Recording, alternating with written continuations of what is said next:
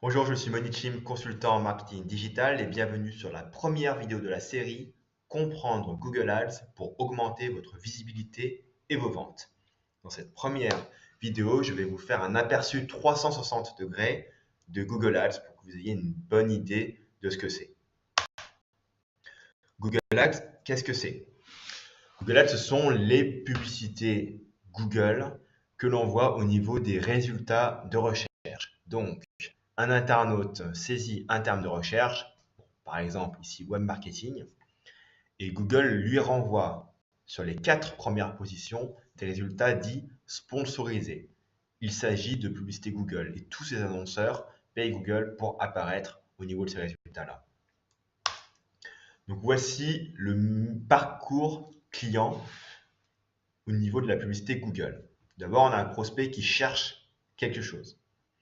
Si vous avez un mot-clé qui correspond à la recherche de votre prospect, alors votre prospect voit votre publicité. C'est-à-dire que si vous avez par exemple acheté le mot-clé agence immobilière Lyon et que la personne a saisi dans Google je cherche une agence immobilière à Lyon, votre annonce peut s'afficher. Et le prospect peut alors voir votre pub et cliquer dessus. Une fois que le prospect a cliqué sur votre publicité, il atterrit sur une page de votre site que vous avez choisi et qui est adaptée évidemment à l'annonce. Derrière, le prospect a le choix d'effectuer l'action que vous voulez qu'il fasse. C'est ce qu'on appelle techniquement une conversion. Une conversion peut être le téléchargement d'un formulaire, le fait d'appeler directement votre agence avec le téléphone portable, ou encore de laisser un formulaire de contact.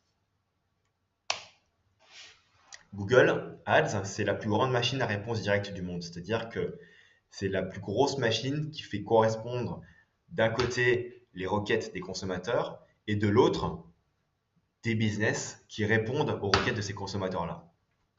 Et Google vous permet de présenter votre offre à des gens de manière à la fois rapide, scalable et mesurable. Pourquoi? Rapide parce que si vous commencez une campagne Google Ads le matin, 3 heures après, vous pouvez avoir vos premiers clics, vos premières visites sur votre site et du coup, vos premières conversions rapidement. C'est rapide. Deuxièmement, Google Ads est scalable. Scalable parce que grâce aux premières conversions et aux premières ventes que vous allez faire à travers la pub, vous allez pouvoir réinjecter de l'argent dans la publicité et donc augmenter les budgets publicitaires qui vont pouvoir donner encore plus de ventes, qui vont pouvoir donner encore plus de budget publicitaire et vous voyez là où ça va. Ça scale, ça augmente. Enfin, Google Ads est une plateforme très mesurable qui vous permet de savoir précisément ce qui se passe au niveau du clic, savoir qui sont les gens qui cliquent sur vos annonces, savoir quelles annonces performent le mieux. C'est quelque chose qu'on a beaucoup moins sur les leviers de communication classiques comme la télé, la radio, les affichages, et encore plus les flyers, etc. Alors voici l'entonnoir de conversion ou le tunnel de conversion. C'est une visualisation du processus de vente. Donc en haut, au top of the funnel, typiquement ce sont des gens qui savent qu'ils ont plus ou moins un problème, mais qui ne savent pas forcément comment le résoudre. Donc, par exemple, dans votre cas, c'est des gens qui, dans Google, vont taper comment vendre ma maison ou quel est le meilleur moyen d'acheter une maison. D'accord? Donc ce sont les gens les moins qualifiés. Au milieu, ce sont des gens qui sont un peu plus qualifiés. Et en bas, ce sont les plus qualifiés. Donc là, typiquement, les requêtes qu'on va avoir, ce sera agence immobilière à Lyon 6. Là, ça nous envoie un signal très fort. La personne, elle est quasiment prête à convertir. Elle a la carte bancaire dans la main. Elle est prête à effectuer l'action. Et ce que je conseille quand on se lance dans la publicité Google, c'est de se focaliser au début sur les audiences qui sont en bas de leur taux de conversion parce que ce sont les plus faciles à capturer et ce sont les plus faciles à transformer en clients. Et ce n'est qu'après, quand on a des premières campagnes rentables, qu'on va commencer à monter au niveau de l'entonnoir et à aller taper dans des audiences qui sont un peu moins chaudes. Alors voici une vue d'ensemble de l'interface Google Ads. Donc là, on voit rapidement ce qui se passe au niveau de votre compte, les clics, les conversions, le coût par conversion, etc. L'idée, c'est pas forcément de passer trop de temps dessus, c'est juste un aperçu global. Ensuite, il y a les recommandations données par Google. Google se base sur de l'IA, analyse toutes les publicités et vous donne des recommandations. Certaines sont bonnes, certaines ne sont pas très bonnes. Donc, ce que je vous conseille, c'est d'analyser ce qu'ils vous disent, ce que Google vous dit, pardon, et d'appliquer ce qui vous paraît logique et de ne pas appliquer évidemment les choses qui vous paraissent pas très profitables. Plutôt profitable pour Google, mais pas trop pour vous.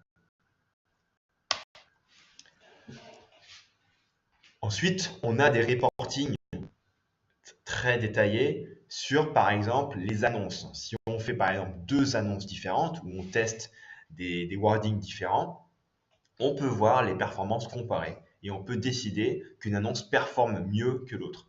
Par exemple, on peut voir que cette annonce-là, elle coûte un peu moins cher que celle-là. C'est-à-dire que le coût par clic moyen est de 1 euro là, alors que le coût par clic moyen, il est 1,15 €. Donc, vous pouvez dire, OK, cette annonce-là, elle coûte moins cher au clic, donc je vais la privilégier et celle-là, je vais la mettre en pause, par exemple. On peut faire le même type d'analyse par rapport aux différents mots-clés. Donc, les mots-clés, ce sont les expressions que vous achetez dans Google. Quand vous dites par exemple hôtel Perrache, ça veut dire que vous ciblez les gens qui tapent dans Google ce type de requête. Et là encore, on peut comparer pour chaque mot-clé les différentes performances et voir ceux qui performent bien et ceux qui ne performent pas très bien. On peut aussi croiser les performances par rapport aux localités géographiques. Si par exemple vous faites de la publicité dans différentes localités, on va dire Lyon 3, Lyon 6, Lyon 7, vous pouvez voir aussi les performances comparées, ce qui permet après derrière de piloter les campagnes de manière plus logique. Si vous avez une localité qui performe bien, vous allez vous demander qu'est-ce qui se passe, pourquoi ça performe bien ici, alors que sur Lyon 7, ça ne performe pas du tout. Est-ce que les annonces sont bien écrites de la même façon? Est-ce que tout simplement, c'est peut-être que ce sont il y a des endroits qui juste convertissent moins bien que d'autres, de manière intrinsèque, et que du coup, il faut baisser les budgets publicitaires associés. On peut aussi faire une analyse par rapport à la temporalité, c'est-à-dire comparer les performances par rapport aux jours et aux heures de diffusion, ce qui permet après derrière d'être plus agressif sur les jours qui performent bien et beaucoup moins agressif sur les jours qui performent moins bien. On peut encore faire une analyse par rapport aux devices, par rapport aux appareils utilisés par les internautes. Là, par exemple, on peut comparer les utilisateurs mobiles et ordinateurs et voir ce qui performe le mieux. Par exemple, voilà, sur le mobile ici, on voit qu'on a un coût par clic moyen de 36 centimes, alors que sur l'ordinateur, on a un coût par clic moyen de 2,70. Donc là, on peut dire, voilà, au niveau du mobile, ça coûte beaucoup moins cher. On va réduire la voilure sur l'ordinateur et augmenter au niveau du mobile pour être plus performant. Donc, c'était la fin de la première vidéo. Dans la seconde vidéo que vous verrez demain, nous verrons comment bien définir des objectifs business avec Google Ads. Merci d'avoir regardé, à demain.